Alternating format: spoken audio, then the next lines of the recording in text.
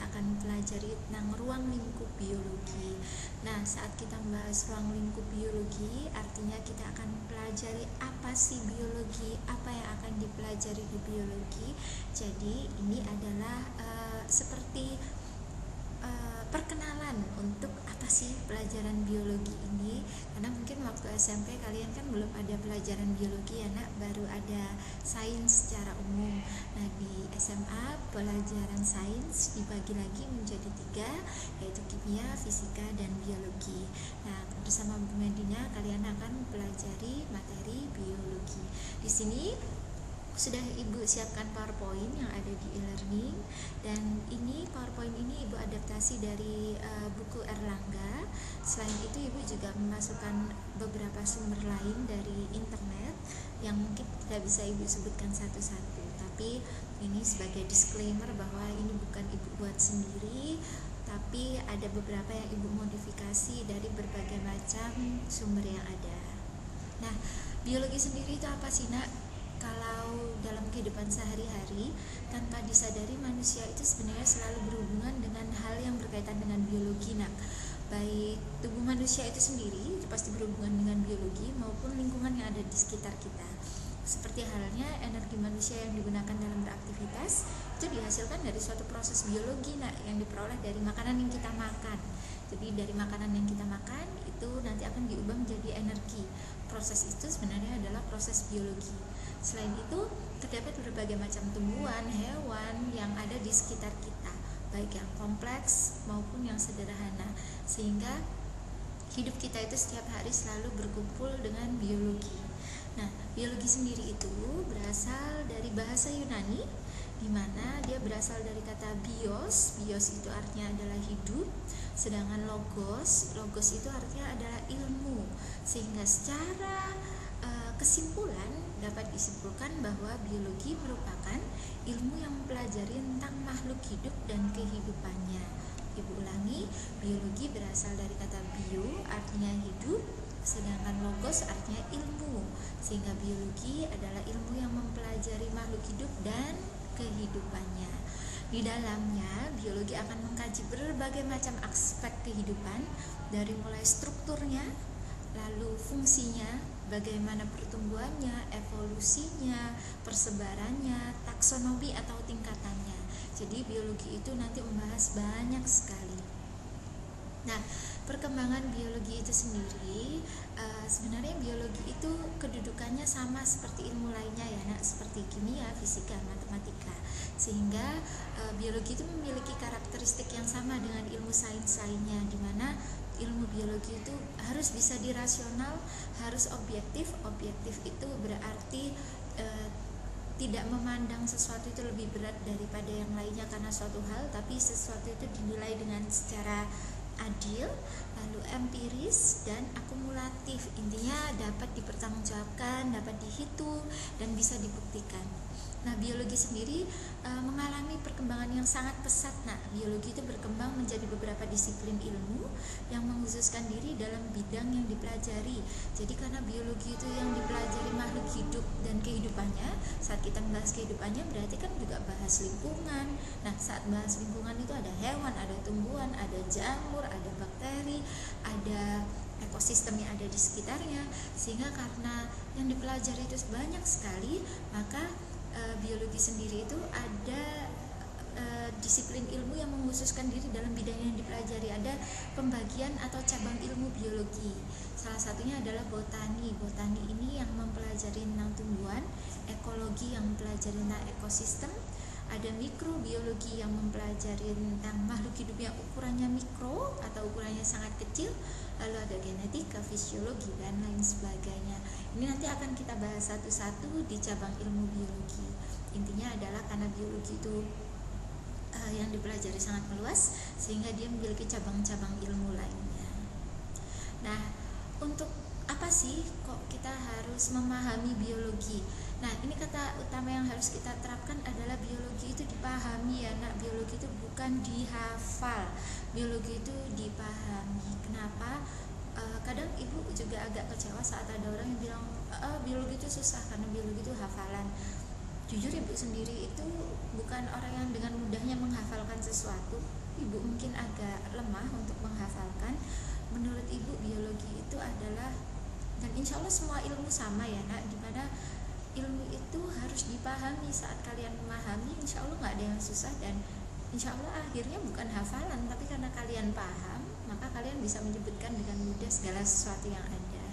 Nah, di dalam biologi sendiri ibu berusaha untuk memahami tiap kata agar ibu tidak menghafal. Kalau menghafal itu ibu tidak memahami. Nah, misal kalau biologi, ilmu yang pelajari tentang makhluk hidup, itu hafalan nak, tapi saat kalian memahami kata bio adalah makhluk hidup, logos adalah ilmu, maka biologi itu kalian sudah bisa menalar bahwa oh berarti dia akan mempelajari tentang makhluk hidup.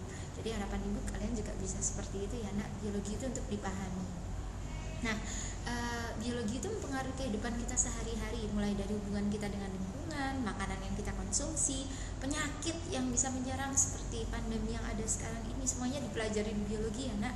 Dengan demikian, dengan memahami biologi itu diharapkan kita lebih bersyukur nak sama Allah.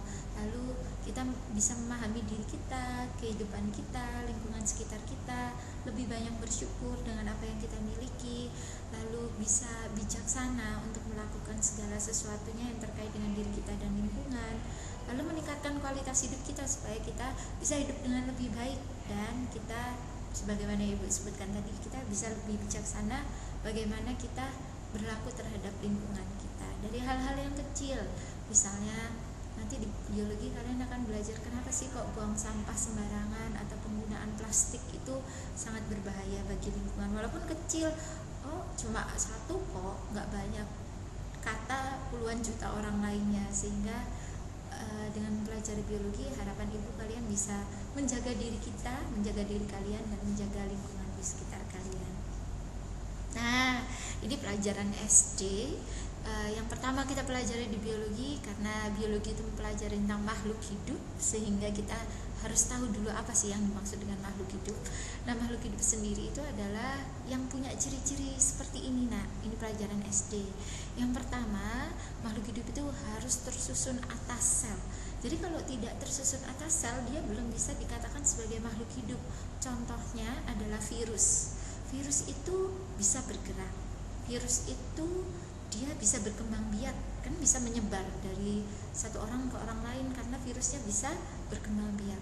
Tapi apakah virus itu dikatakan sebagai makhluk hidup? Virus belum bisa dikatakan makhluk hidup. Kenapa? Karena virus tidak tersusun atas sel. Lalu ciri makhluk hidup yang kedua adalah bernafas, ciri yang ketiga bergerak, keempat makan, kelima mengeluarkan zat sisa atau ekskresi, keenam yang namanya makhluk hidup harus bisa tumbuh, yang ketujuh harus bisa berkembang biak atau memperbanyak keturunan, yang kedelapan adalah peka terhadap rangsang, dan kesembilan harus bisa melakukan adaptasi. Loh Bu, kalau misalnya ada sesuatu di mana dia punya ciri, hampir semua ciri ini Bu, cuma dia ada salah satu atau salah dua ciri yang tidak dimiliki. Contohnya mobil. Nah, mobil itu apakah dia bisa bergerak? Bisa. Apakah dia butuh makan? Iya. Contohnya dia butuh bensin. Apakah dia mengeluarkan zat sisa? Iya, karena dia mengeluarkan asap. Tapi apakah dia bisa berkembang biak? Tidak. Apakah dia bisa bernafas? Tidak. Apakah tersusun atas sel? Tidak. Sehingga yang namanya makhluk hidup itu harus mempunyai ciri-ciri ini semua. Kalau tidak mempunyai ciri-ciri ini semua, atau tidak mempunyai salah satu atau salah dua atau beberapa ciri yang disebutkan, maka mereka belum bisa dikatakan sebagai makhluk hidup. Nah, selanjutnya nanti di biologi itu apa aja sih yang akan dipelajari? Jadi makhluk hidup, kita back lagi ya nak, pengertian biologi adalah ilmu yang pelajari tentang makhluk hidup. Nah, makhluk hidup di biologi itu dibagi menjadi ke dalam 5 kingdom atau bisa disebut juga dengan 5 kerajaan atau 5 kelompok utama yang akan dipelajari. Tapi ada juga yang membedakannya menjadi 6. Nah, yang pertama, makhluk hidup yang paling sederhana yang akan dipelajari biologi adalah dari kelompok bakteri. Nah, di sini kelompok bakteri ada 2. Kingdom bakteri itu nanti dibagi menjadi 2. Ada Eubacteria dan ada Archaebacteria. Nah, archae, kalau kalian dengar kata Archaeopteryx, teringat sesuatu nggak? Nah, mungkin kalian yang waktu kecil suka film dinosaurus atau apa. Nah, archae itu artinya adalah prasejarah atau lampau, sehingga Archaebacteria ini adalah bakteri yang memang sudah ada sejak zaman dahulu kala, di mana bumi pertama kali dibentuk. Nah, saat bumi pertama kali dibentuk itu mohon maaf kalau mungkin secara Quran Ibu tidak bisa menjelaskan dengan baik, tapi Ibu menjelaskan dengan Big Bang Theory ya Nak ya. Kalau menurut teori Big Bang itu, zaman dulu kala sebelum adanya makhluk hidup sama sekali, bagaimana bumi ini bisa terbentuk adalah karena di alam semesta kita ada bola besar yang berpijar, di mana bola besar yang berpijar itu sangat panas dan dia terus menerus berputar. Tapi suatu hari terjadilah Big Bang atau ledakan yang sangat besar, di mana akhirnya ledakannya itu menjadi bongkahan-bongkahan. Nah, bongkahan-bongkahannya terpisah-pisah. Nah, salah satunya bongkahan ini adalah bumi kita. Nah, bongkahan ini yang awalnya panas karena dia hasil ledakan dari bola yang besar yang berpijar. Nah, lama-lama karena dia berputar terus akhirnya kondisi bumi ini mendingin. Saat kondisi bumi mendingin, maka mulailah ada kehidupan. Nah, lalu bongkahan paling besar itu jadi apa? Bongkahan yang paling besar ini yang jadi matahari, yang akhirnya dikelilingi oleh planet-planet hasil pecahannya. Nah, waktu zaman dulu kala masih belum ada kehidupan, yang pertama kali makhluk hidup ada, ini Ibu tidak bahas secara agama ya Nak, kita bahas menurut teori evolusi, adalah bakteri. Jadi bakteri itu adalah makhluk yang pertama kali ada. Dia sangat sederhana, dia hanya bersel satu, di mana dia bisa tahan dengan kondisi bumi yang sangat ekstrim pada saat itu. Maksudnya ekstrim gimana? Saat itu kan belum ada kehidupan, lalu masih panas sekali karena hasil pecahan Big Bang-nya tadi, sehingga kondisi bumi saat itu masih panas, lalu kadar amonianya sangat tinggi yang ada di lautan. Jadi zaman dulu kala seperti itu. Yang bisa hidup pertama kali adalah bakteri Archaebacteria. Nah, setelah Archaebacteria ini tumbuh, maka dia akan mengalami evolusi menjadi Eubacteria. Eubacteria ini adalah sejenis bakteri, tapi dia sudah mengalami evolusi, artinya dia sudah lebih maju, lebih memiliki berbagai macam komponen sel yang lebih kompleks. Lalu Eubacteria ini mengalami evolusi. Evolusi menjadi apa? Evolusinya menjadi protista. Jadi dari Archaea dan Eu ini mengalami evolusi menjadi protista. Protista ini bisa dikatakan, biasanya kalau di biologi dia dikatakan sebagai kingdom buangan. Nah, buangan ini artinya adalah karena dia itu sebenarnya adalah dari monera atau bakteri yang mau beralih menjadi tumbuhan, mau beralih jadi hewan, ada yang mau beralih jadi jamur atau jadi fungi. Nah, saat proses peralihan ini, karena dia masih tanda kutip bingung, sehingga kingdom protista ini biasanya adalah kingdom yang mempunyai ciri lebih dari satu kingdom. Contohnya, kalau kalian lihat film SpongeBob SquarePants, Ibu bukakan sebentar untuk SpongeBob SquarePants ya Nak. Sebentar. Kalau coba kita googling, kalau kalian lihat plankton, jadi di film SpongeBob itu ada yang namanya plankton. Nah, plankton ini adalah salah satu protista yang digambarkan ke dalam wujud animasi. Kenapa kok plankton ini disebut dengan protista? Karena plankton ini mempunyai ciri hewan dan ciri tumbuhan sekaligus. Nah, jadi bentar ya Nak, Ibu sambil buka internet supaya kalian bisa paham maksudnya Ibu.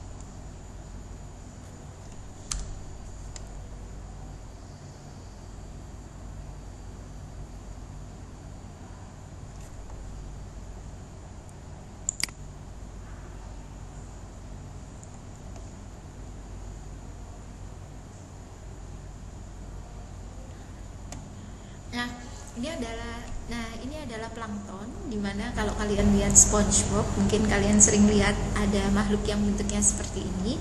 Nah, kalau kalian lihat plankton ini berwarna hijau, tapi dia punya mata dan punya tangan, punya kaki. Kalau di kartun ini, pada kenyataannya makhluk hidup aslinya, bukakan ya nak.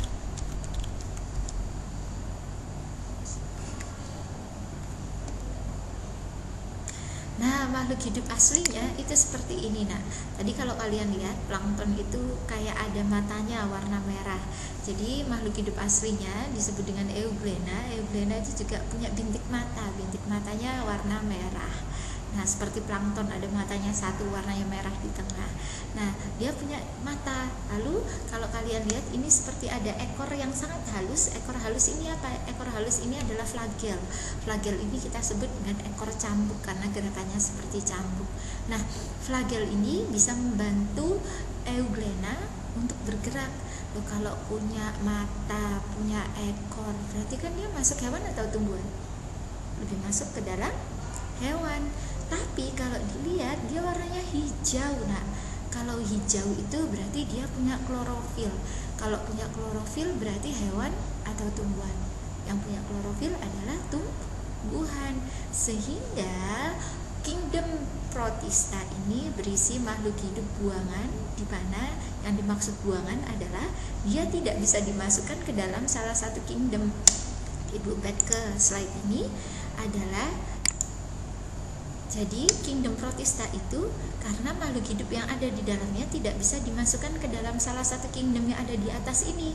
Tidak bisa masuk plante, tidak bisa masuk animalia, dan tidak bisa masuk fungi. Misalnya tadi Protista jenis Euglena atau plankton yang kalian lihat di SpongeBob. Dia punya mata, dia punya ekor. Kalau punya mata, punya ekor, hewan. Harusnya masuk animalia dong. Tapi dia warnanya hijau, berarti tumbuhan.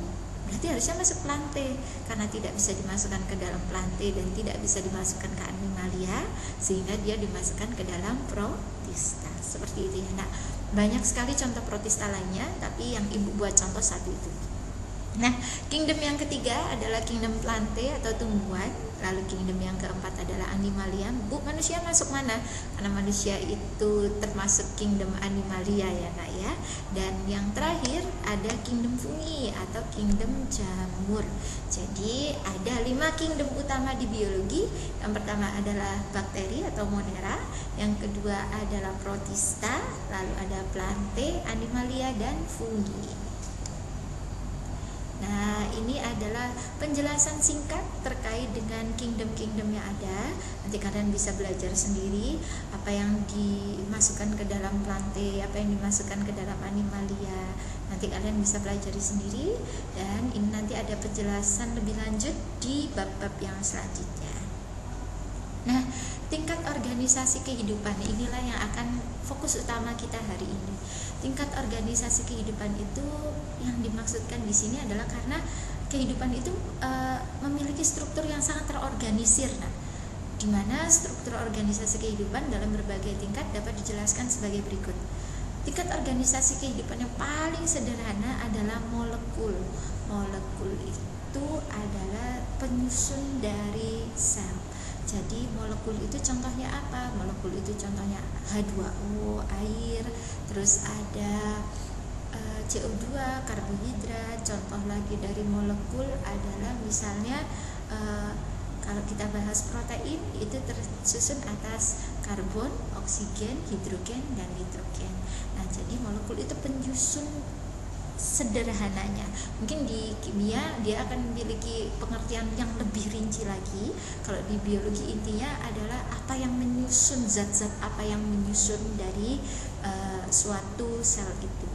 Lalu molekul ini nantinya akan menyusun sel, di mana sel itu adalah organisasi terkecil dari kehidupan. Nah, kalau ibu contohkan seperti ini. Ini molekul itu akan menyusun sel. Jadi sel itu di dalamnya tersusun atas molekul-molekul. Kalau sel itu biasanya di biologi digambarin bulat, terus ada tengahnya, ada intinya gitu. Nah, sel ini kumpulan dari sel yang sama disebut dengan jaringan. Jadi jaringan ini adalah kumpulan sel yang sama. Lebih ini gambar sel apa? Ini sel otot polos. Kalau kumpulan sel otot polos disebut dengan jaringan otot polos. Jadi kalau sel itu satu, kalau jaringan itu banyak sel yang sama, itu disebut dengan jaringan. Nah, kumpulan dari berbagai macam jaringan itulah yang membentuk organ. Organ kita contohnya apa? Tangan, hati, jantung, lambung kita, jantung kita, hati kita, tangan kita itu tersusun atas jaringan. Jaringannya apakah sama, Bu? Tidak. Nah, contohnya di tangan kita misalnya. Di tangan kita ini ada jaringan otot, ada jaringan tulang, ada jaringan darah, ada berbagai macam jaringan lainnya. Sehingga yang dimaksud dengan organ itu adalah kumpulan dari berbagai macam jaringan. Nah, organ-organ kita itu nanti akan menyusun sistem organ. Contoh dari sistem pencernaan pelajaran SD, dimulai dari mulut ke kerongkongan, dari kerongkongan ke esofagus, esofagus ke lambung, lambung ke usus halus ke usus besar, misalnya seperti itu ya. Nah, suatu kesatuan itu disebut dengan sistem. Jadi sistem organ itu adalah kumpulan dari berbagai macam organ. Nah, kumpulan dari sistem organ itulah yang membentuk tubuh kita. Di tubuh kita ini ada berbagai macam sistem, mulai dari sistem pencernaan, sistem saraf, sistem gerak, sistem peredaran darah, sistem ekskresi. Seluruh sistem-sistem itulah yang menyusun tubuh kita, atau yang menyusun tubuh individu, atau yang menyusun tubuh organisme. Jadi kalau di back ke sini tadi dimulai dari molekul menyusun sel. Sel ini kumpulan dari sel membentuk jaringan. Kumpulan jaringan-jaringan yang berbeda membentuk organ, kumpulan organ-organ yang berbeda membentuk sistem organ, dan kumpulan dari sistem organ membentuk organisme. Organisme itu sama dengan individu atau satu makhluk hidup, satu berdiri sendiri, itu disebut dengan organisme atau individu. Nah, kita sekarang belajar apa sih populasi, komunitas, ekosistem, dan bioma. Nah, ini nanti kalian bisa pelajari sendiri, molekul itu apa, sel itu apa, jaringan itu apa, organ, dan sistem organ. Ini adalah penjelasan lebih rinci dari yang sudah Ibu jelaskan tadi. Nah, sekarang kita lanjutkan dengan apa individu, populasi, komunitas, dan ekosistem. Individu itu satu makhluk hidup, atau satu organisme itu disebut dengan individu. Kumpulan dari individu sejenis di waktu yang sama itu disebut dengan populasi. Misalnya populasi badak Jawa atau populasi badak bercula satu di misalnya di ujung kulon. Nah, itu disebut dengan populasi. Kenapa? Karena Ibu sebutkan tempatnya, dan Ibu sebutkan misalnya di tahun 2020. Jadi populasi itu adalah sekumpulan makhluk hidup sejenis berarti Ibu tidak boleh mencampurkan di antara badak-badak itu. Ibu nggak boleh bilang populasi badak dan satu ekor sapi, nggak boleh. Berarti kalau populasi badak ya badak aja gitu. Nah ya, jadi populasi itu adalah kumpulan individu yang sejenis. Nah, lalu di atas populasi ini ada komunitas. Komunitas itu adalah kumpulan dari populasi. Di sini ada 3 burung, berarti ada populasi burung. Di sini ada 3 bunga, berarti populasi bunga. Di sini ada 3 tikus, maka ini adalah populasi tikus. Kumpulan dari populasi tikus, populasi bunga, populasi burung, inilah yang disebut dengan komunitas. Nah, selanjutnya komunitas ini akan membentuk ekosistem. Ekosistem ini, Ibu ulangi, ekosistem ini adalah makhluk hidup dengan lingkungannya. Lingkungan yang dimaksud di sini bisa faktor biotik atau faktor yang hidup, dan juga faktor abiotik. Misalnya kita bahas ekosistem yang sederhana, kolam. Nah, kolam itu adalah ekosistem yang sederhana. Contohnya akuarium itu juga ekosistem yang sederhana. Kalau kita bahas kolam ya, di kolam itu ada faktor biotik, bio hidup. Apa aja yang hidup di kolam? Mungkin di dalam airnya gak terlihat ada plankton, lalu ada ikan. Kadang ada orang yang di kolamnya juga ada kura-kuranya. Itu adalah makhluk hidup yang ada di ekosistem kolam. Sedangkan faktor abiotik atau A dalam biologi artinya tidak, bio hidup, berarti faktor abiotik adalah faktor tidak hidup yang ada di kolam. Contohnya adalah apa? Batu, air, lalu di kolam itu mungkin ada hiasan-hiasan, itu adalah faktor yang abiotik atau faktor yang tidak hidup. Jadi ekosistem itu adalah makhluk hidup dengan lingkungannya, ada faktor abiotik, ada faktor biotik. Dan sebelum terakhir adalah bioma. Bioma ini apa sih nak? Bioma ini adalah ekosistem utama yang ada di dunia. Nanti akan ibu bahas lebih rinci lagi. Maksudnya gimana ekosistem utama yang ada di dunia? Misalnya gini, kalau misalnya ke daerah Arab, di daerah Timur Tengah itu ekosistem utamanya adalah ekosistem padang pasir. Nah, padang pasir yang sangat luas dan kumpulan dari padang pasir itu di seluruh dunia ini disebut dengan bioma padang pasir. Lalu misalnya kalau di kutub utara itu adalah tundra, karena terlalu banyak salju dan lain sebagainya, itu disebut dengan bioma tundra seperti itu. Nah, kumpulan dari bioma-bioma inilah yang membentuk biosfer atau lapisan terluar dari bumi kita. Jadi lapisan terluar dari bumi kita itu tersusun atas bioma-bioma yang ada. Jadi biosfer itu tersusun atas bioma. Di dalam bioma itu ada ekosistem. Di dalam ekosistem terdiri dari kumpulan komunitas. Dari komunitas-komunitas yang ada itu terdiri dari kumpulan populasi. Populasi tersendiri tersusun atas kumpulan dari individu. Jadi di sini ditunjukkan kayak semakin atas semakin besar. Nah, di sini bisa kalian pelajari lebih rinci nantinya apa yang dimaksud dengan organisme, apa yang dimaksud populasi, komunitas, ekosistem, bioma, biosfer. Nanti kalian pelajari sendiri ya, Nak. Nah, yang ketiga yang akan kita pelajari adalah pengertian bioma. Sebenarnya apa sih nak bioma itu? Bioma itu didefinisikan sebagai daerah besar di permukaan bumi, jadi harus besar luas dengan kondisi iklim dan geografis yang serupa, di mana hewan dan tumbuhan beradaptasi dengan lingkungan mereka. Bioma didefinisikan oleh faktor abiotik daerah seperti iklim, geologi, relief tanah, dan vegetasi. Pengertian bioma adalah ekosistem besar dengan daerah luas yang terdiri dari flora dan fauna yang khas. Nah, ini kata kuncinya ya nak. Pengertian bioma adalah ekosistem yang besar sekali, berarti daerahnya besar juga, terdiri dari flora dan fauna yang khas. Bioma merupakan ekosistem yang terbentuk karena perbedaan letak geografis dan astronomis. Misalnya Indonesia itu hampir sejajar secara garis khatulistiwa, mungkin hampir sejajar dengan Brasil lah. Karena kita berada di daerah di garis yang sama, letak geografis kita sama, maka Indonesia dan Brasil itu memiliki hampir adanya kesamaan yang besar karena sama-sama daerah yang beriklim tropis gitu ya nak ya. Nah, ini dikarenakan letak geografis ini dan letak astronomis ini sehingga hewan-hewannya juga hampir sama. Misalnya tidak mungkin kan di daerah tropis ada beruang kutub misalnya seperti itu. Jadi beruang kutub itu memang diciptakan di daerah kutub karena letak geografisnya sesuai untuk mereka. Sehingga yang disebut dengan bioma itu satu, wilayahnya yang harus luas, dua dia punya flora dan fauna yang khas memang daerah itu. Nah, macam-macam bioma sendiri ini ada 6 yang utama, yaitu padang rumput, ada gurun, tundra, hutan hujan tropis basah, dan hutan musim dan taiga. Nah, ini adalah gambar-gambar bioma. Yang pertama adalah bioma gurun pasir. Yang namanya gurun pasir biasanya ya terdiri dari pasir-pasir. Lalu biasanya hewannya yang khas berupa unta, misalnya seperti itu. Lalu yang kedua di sini ada bioma savana atau padang rumput yang ada di daerah